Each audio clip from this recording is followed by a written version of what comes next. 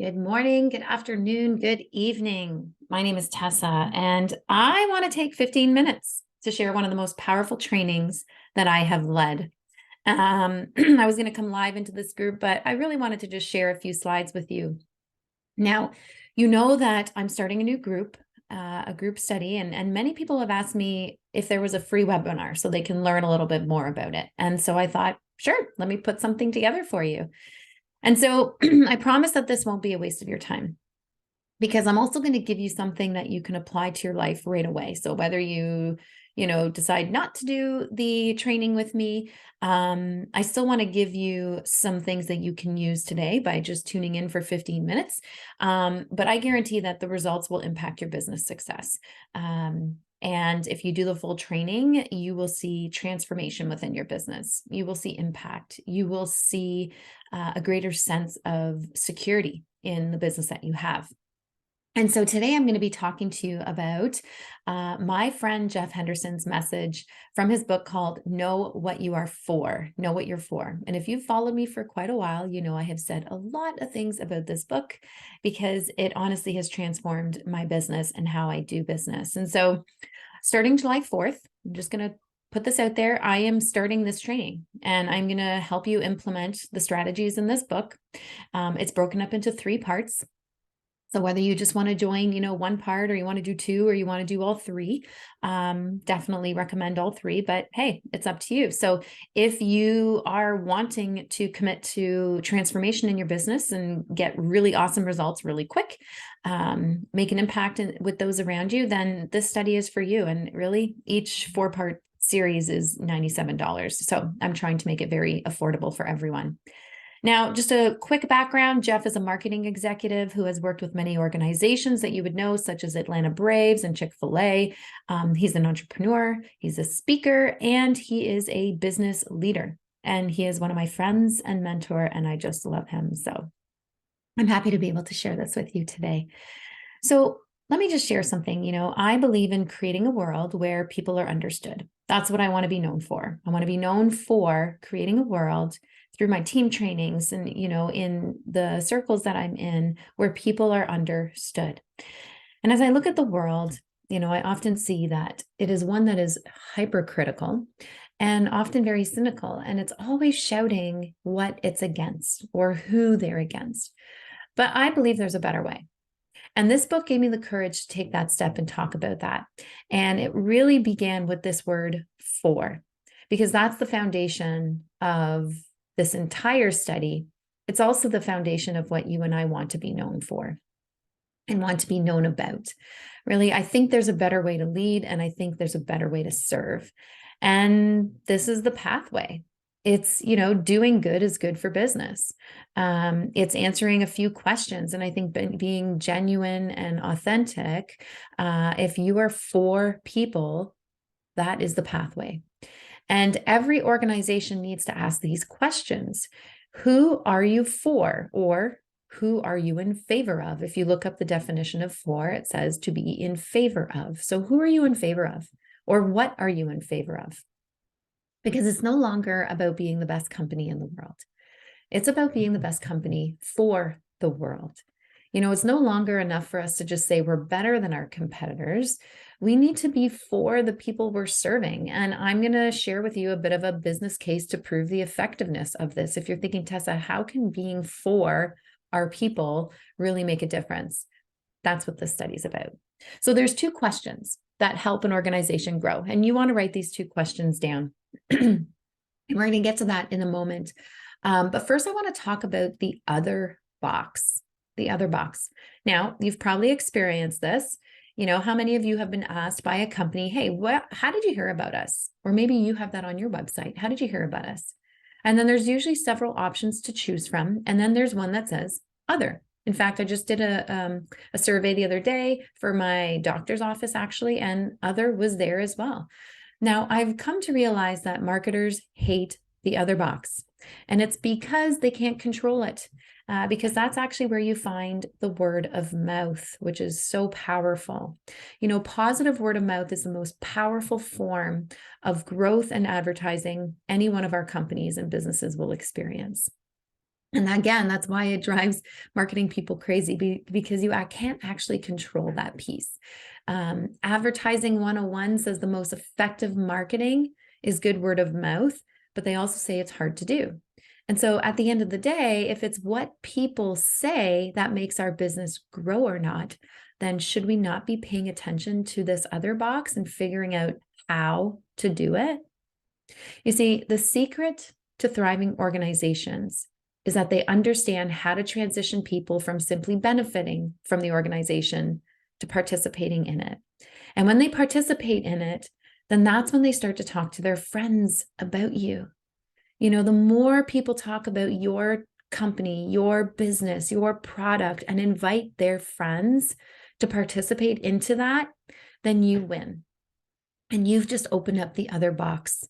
And you've leveraged the most powerful form of advertising this world have ever seen. And that's what this study will do for you. That's the power of this book. Now, if we're going to grow, then we have to figure it out. When it comes to business, a business isn't what it tells its customers it is. It's no longer that.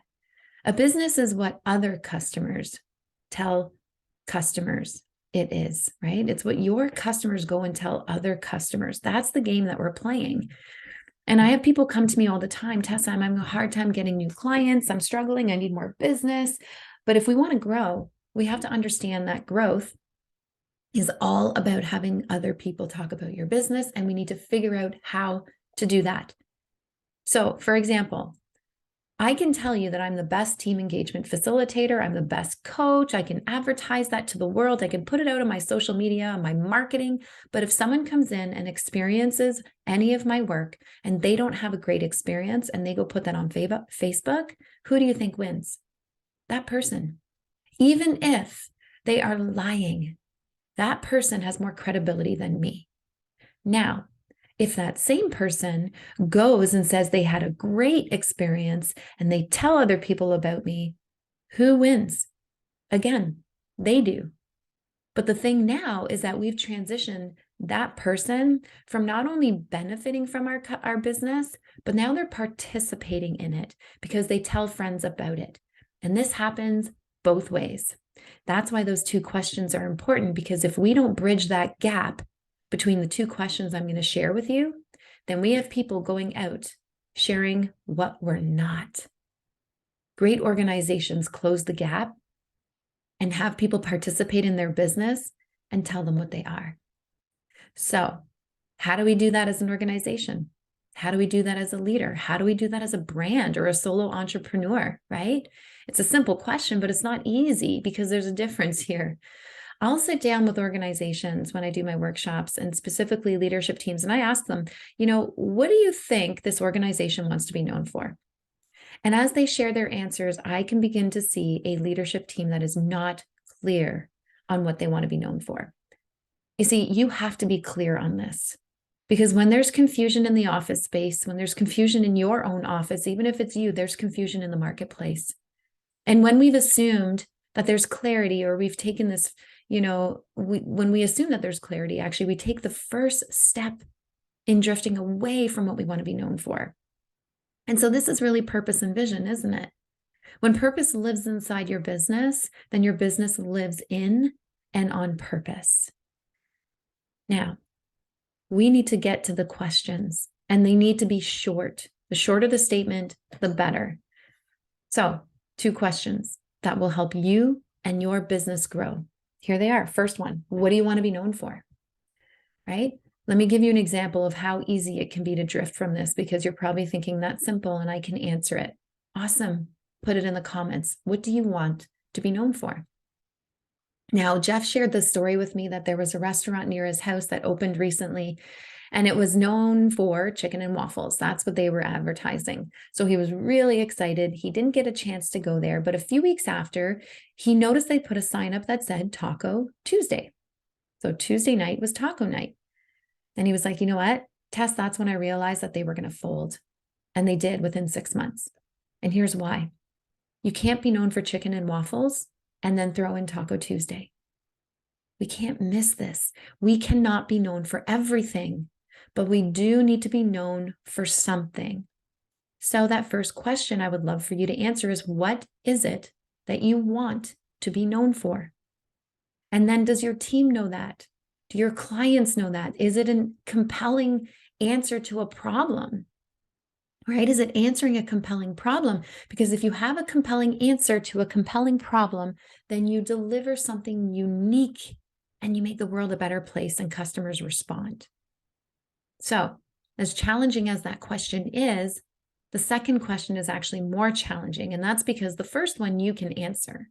But the second one is your customer's reflection back to you on whether or not you deliver on promise number one. So question number two is, what are you known for?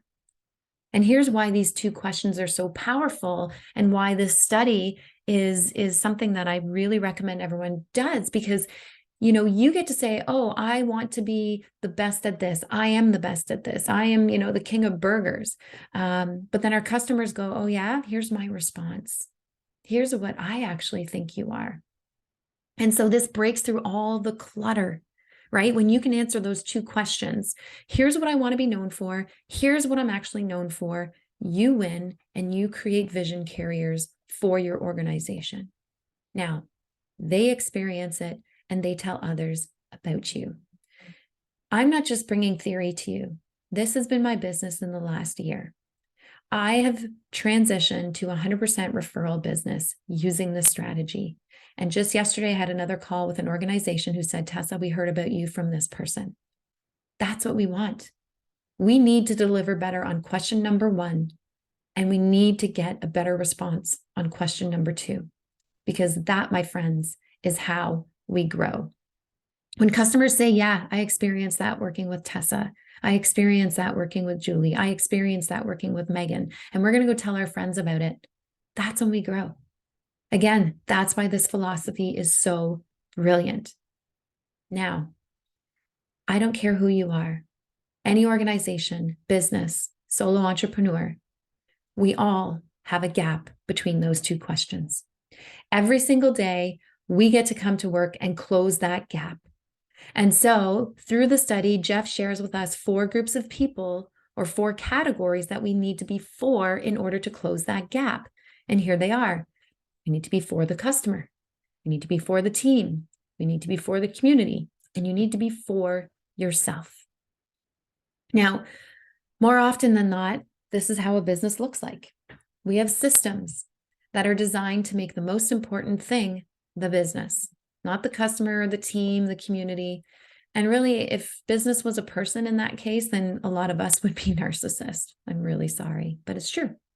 Just go look at our Instagram pages or, different social media platforms. Are we constantly showing how great we are? Or are we pointing to our customers and showing how great they are? Because if we're going, look how great I am, it's self-serving, right?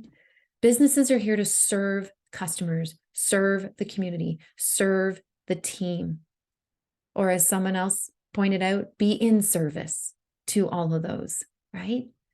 Thriving organizations of the future will be less concerned with creating fans and more concerned with becoming one.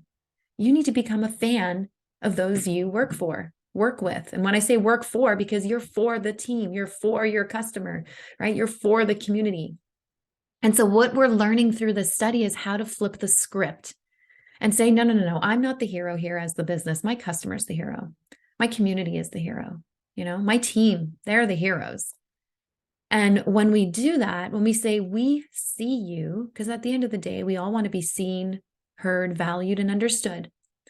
When you do that, those people carry your message.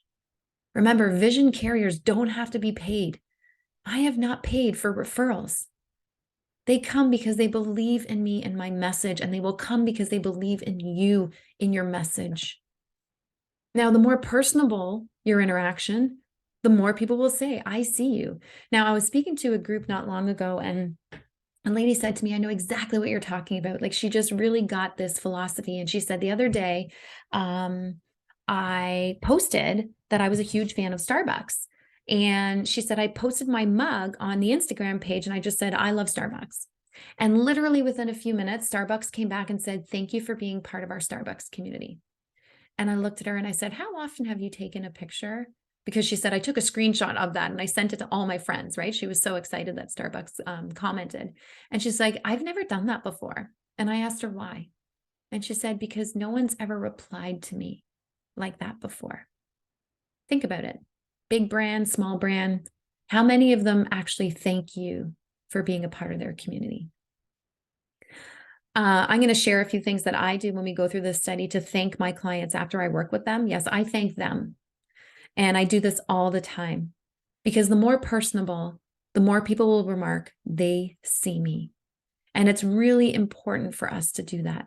I mean, think about any time you go to a restaurant, because this is also important for your team, right? It's important for your customer, but think about your team. Your team is going to treat the customers the way they're treated. Just go to any fast food restaurant and how often you get, hi, I'm so glad to see you. How can I help you, right? Welcome to McDonald's. This is great. You don't typically get that. They're typically looking down, okay, next order, yes. And it's because they may not be experiencing a for the team culture. But culture and community happen by design, not default, right? Now, there are some exciting trends happening right now where we're discovering that people want to do business with people who make a difference in their community. In fact, there are researching companies that this is all they do. They research meaningful brands, and they said that they found that 75% of people expect brands to contribute to their well-being. They expect that. They want you to make the quality of their life better, but they believe that only 40% of brands are actually doing that. That, my friend, is a competitive advantage that you and I have. We can close that gap. We can say, we are making everyone's lives better. We are making our community better. We are making our team better. Because this is telling us that people are saying, look, I'll support you if you have a great culture. I'll support you if you support the community. I'll support you if you're really for people. And that's why today doing good is good for business. All right. And we're going to get into the for the team and for the community and social media and all that stuff in the next trainings. But the first training, the 4-part series I'm doing, is really just for the customer because it's the biggest part. So there you have it. I'm not going to take too much more time because I've already taken about 18 minutes of your time, but 2 questions. What do you want to be known for? And what are you known for? Now, and I want to imagine you doing a deeper dive with me into these principles with a group of other people. Imagine what would happen if you and your company took a bigger dive and you really fleshed out the answer to this, right? What would that do for your personal growth, your business growth? Because I really want you to find out, just as the other group that went with me found out. So here you go. The book is called What Do You Want to Be Known For? Right? What are you for? It's a growth strategy for work, but it's even a strategy for life. That's what the subtitle is. And you have the most control over yourself. So we're also going to get to you in that. And there's 7 practices that Jeff gives us to be a better version of ourselves. But I want you to spend some time, especially if you're not going to go through this study, and answer those questions. What do you want to be known for? And what are you known for? Because the power is in that question and in the answer to those. So this is what I'm calling you to do. It comes down to this, right? This is what we get to do every single day. We get to bridge the gap between those 2 questions. And we get to come to work and tell people our organization is genuinely in favor of everyone around. And so it's no longer about being the best company in the world. It's about being the best company for the world. Thank you for listening. I hope this session added value. If you have questions, please let me know. I'm happy to answer them, and I look forward to seeing you in the study.